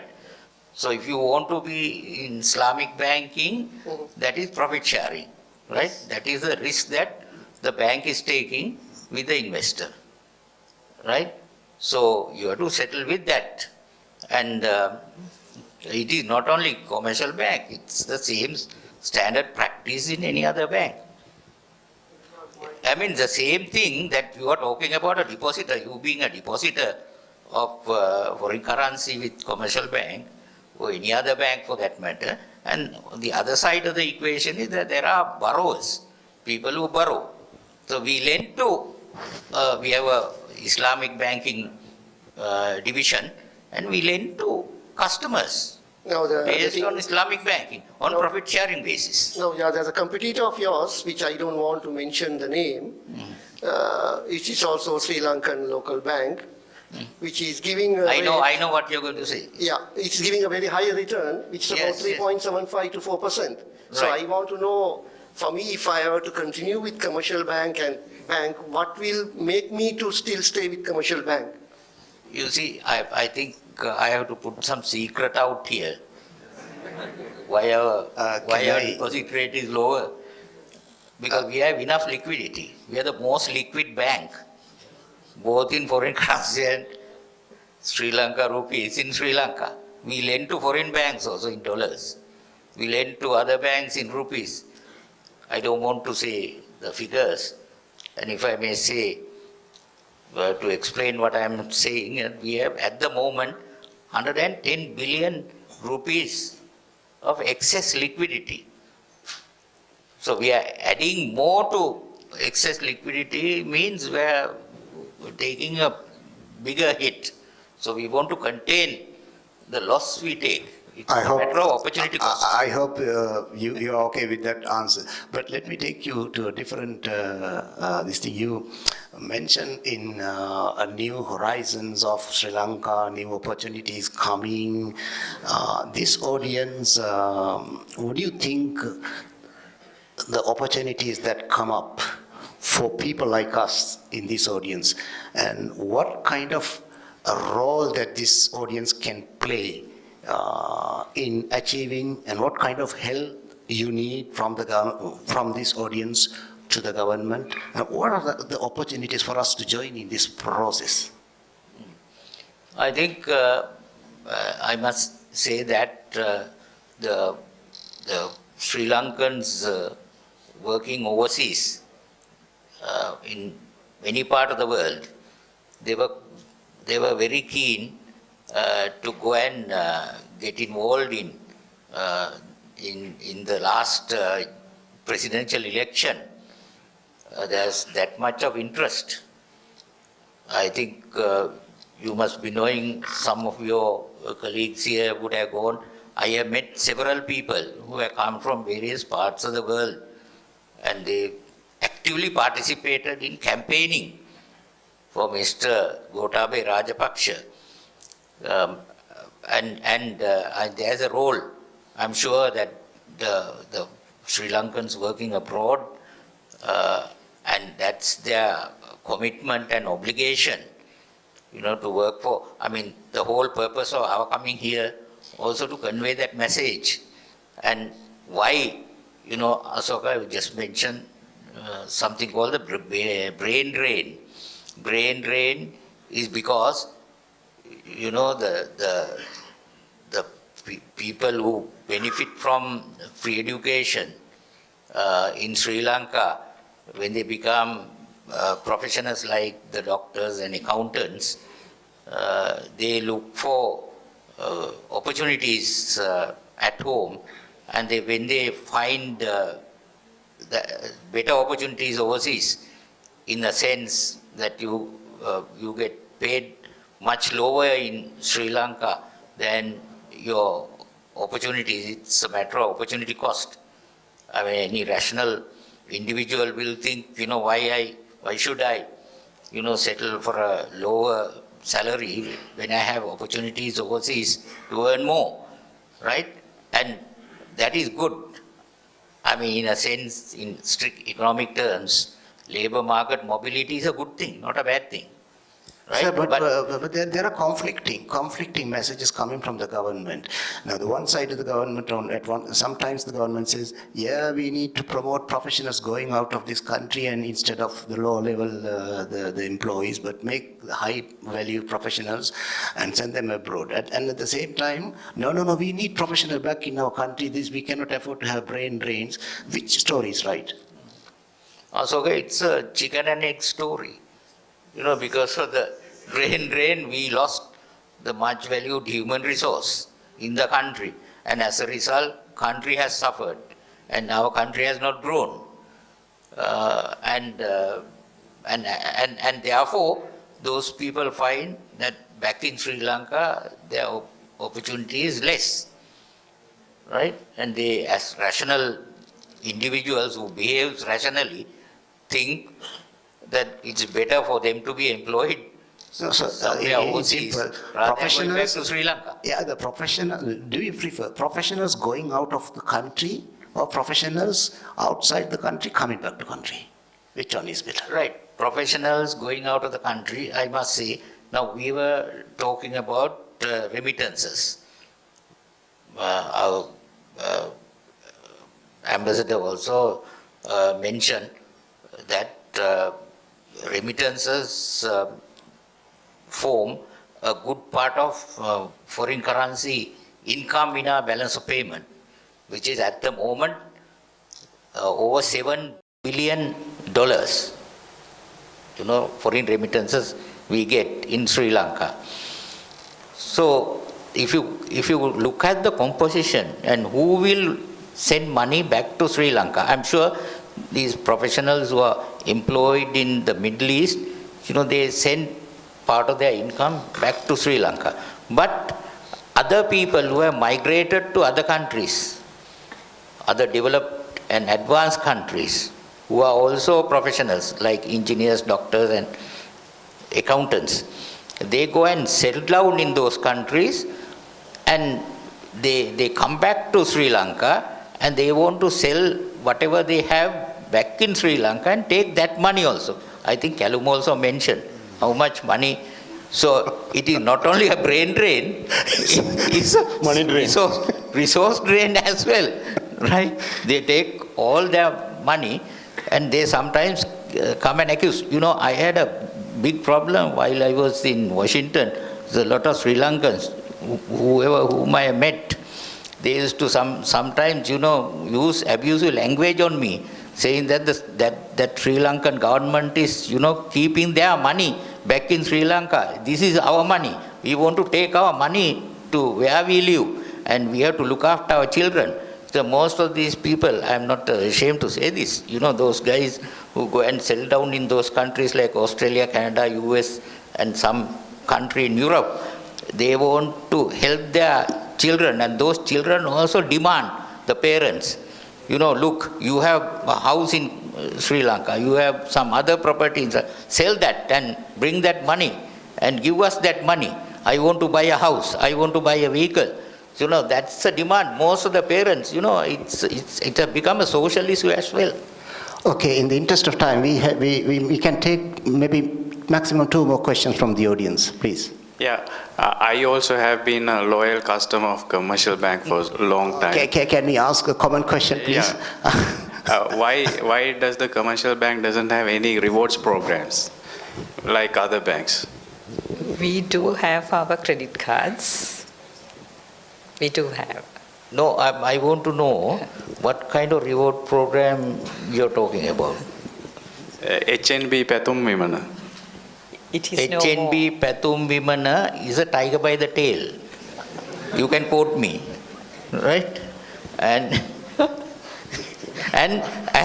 Such a chapter will not be responsible for this right? comment. Right?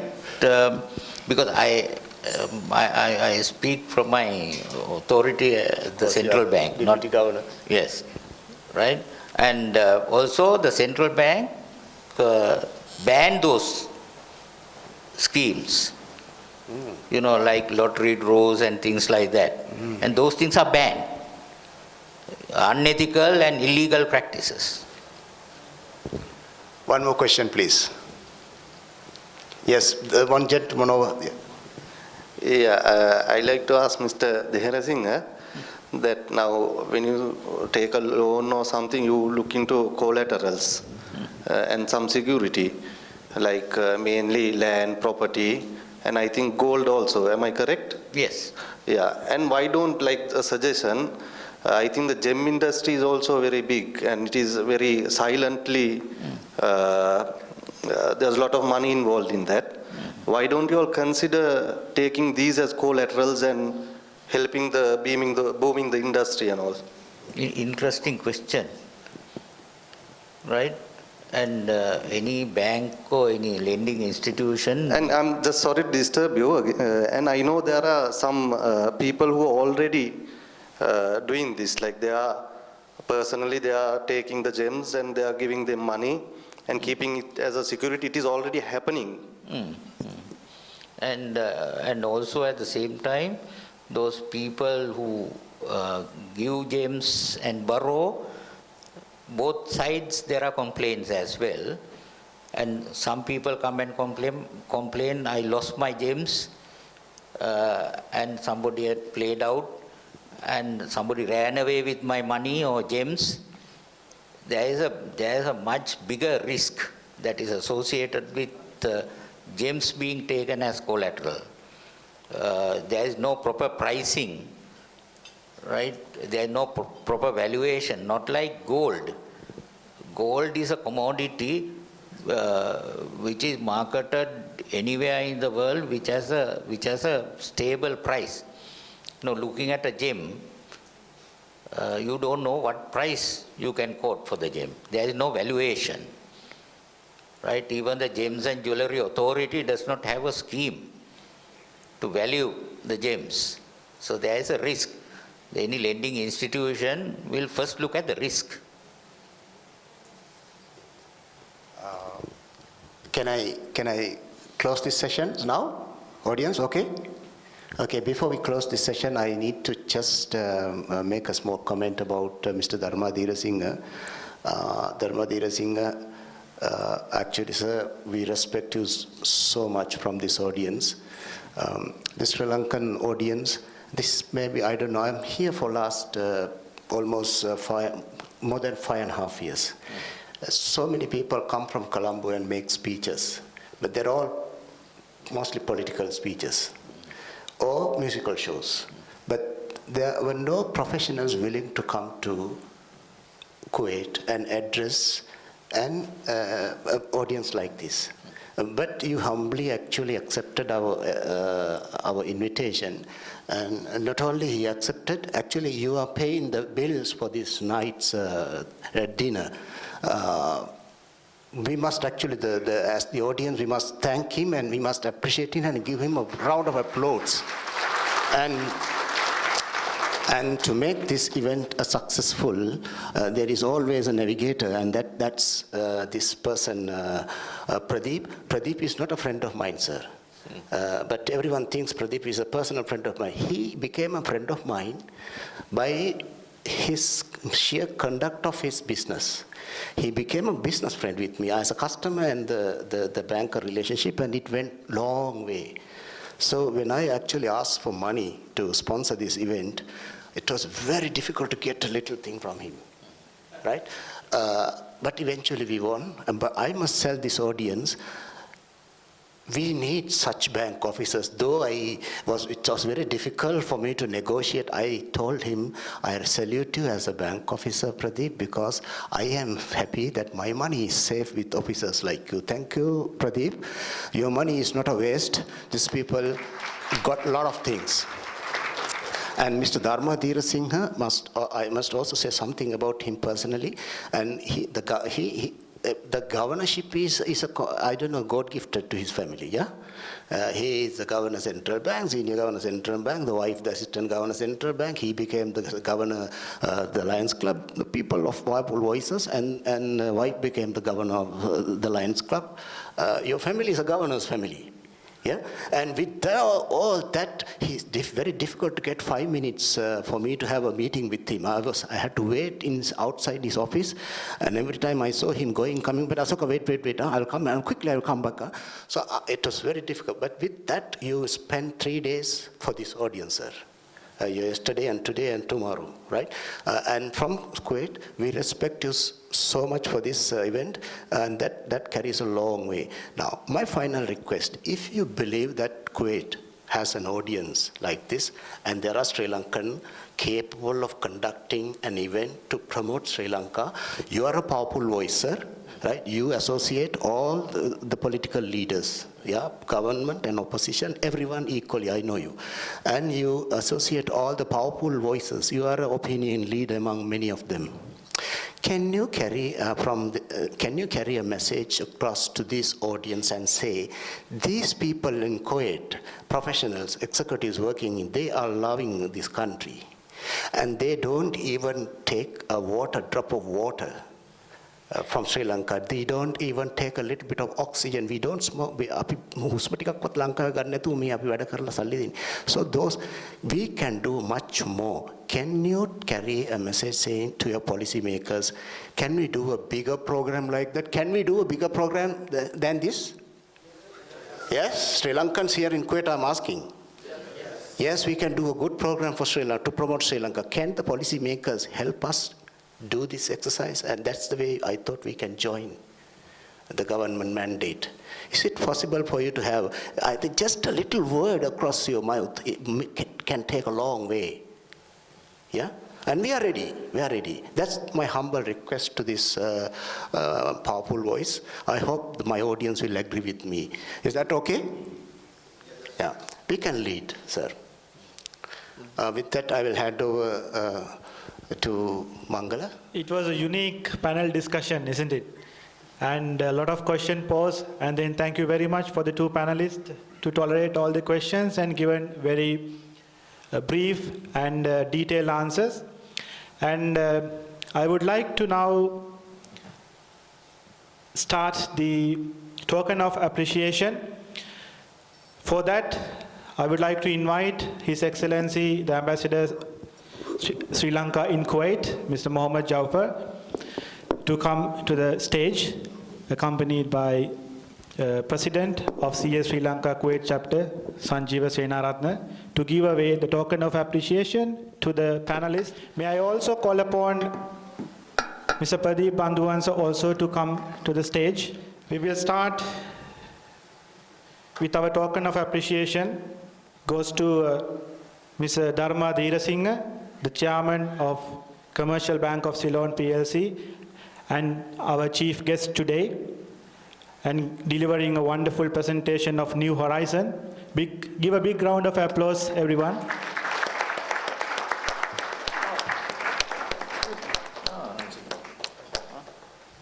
Yes, you can continue to applause.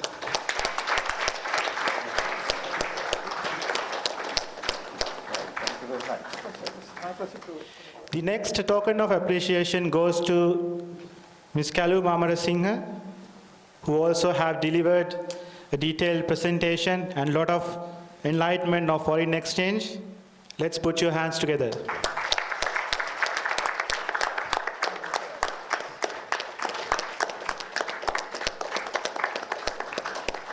Last but not least, the appreciation of the dedication to our program goes to Mr. Pradeep Bandhuwansa. Thank you for all the support rendered. Let's keep applause.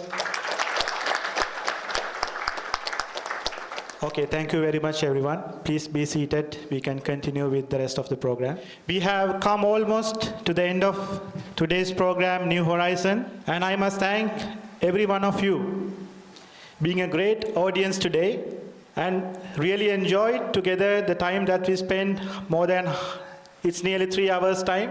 And as a master of ceremony, I would like to apologize if anyone got hurt by any word unintentionally. With that, I invite Mr. Sajid Sankalpa, who is the executive member of CS Sri Lanka Kuwait chapter, for the vote of thanks of today's program. Good luck and triple gem best to all of you. Good evening, ladies and gentlemen. Our chief guest, keynote speaker, Mr. Dharma Dheerasinghe, Chairman of Commercial Bank of Ceylon. Our guest of honor today, His Excellency, the Ambassador of Sri Lanka in Kuwait, Mr. Mohammed Jafar, and all our distinguished invitees.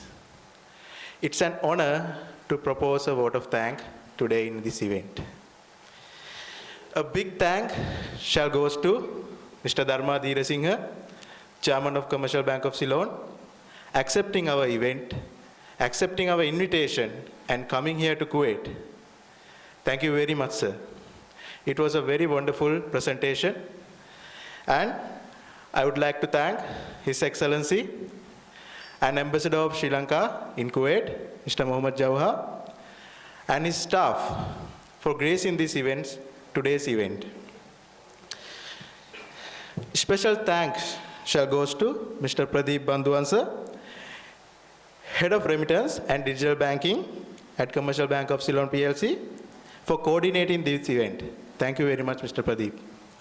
And also, I would like to thank Ms. Kalum Amarasinghe, Head of Foreign Operations and Travel at Commercial Bank of Ceylon, for your insightful updates on the foreign exchange laws. Thank you, ma'am. And I would like to take this opportunity to thank Commercial Bank of Ceylon for sponsoring today's event, and also all the board of directors, including Mr. Ranganathan, CEO of the Commercial Bank of Ceylon, and all the Kuwait-based staff of the bank. Thank you very much, all of you. I would like to thank all our distinguished invitees for coming here and being with us despite having your busy schedules. Thank you very much, all of you. And I also would like to thank our Meter girls for welcoming our guests and all their supports. Thank you very much, girls. And special thanks shall goes to Mr. Leo Pereira, Assistant Director of Conventional Sales at Count Plaza Hotel, and Ms. Rohini, for Operation Manager, and all the support staff of the hotel. Thank you very much for your support. An event like this cannot happen overnight. The wheel started long back. I should give a special thanks to our Executive Committee of Sri Lanka Kuwait chapter. Thank you very much for your hard work. Once again, I would like to thank all of you for participating here for this event. Thank you very much. But last, not least, I would like to invite all of you for the dinner, and you may enjoy. Thank you very much. Have a good evening.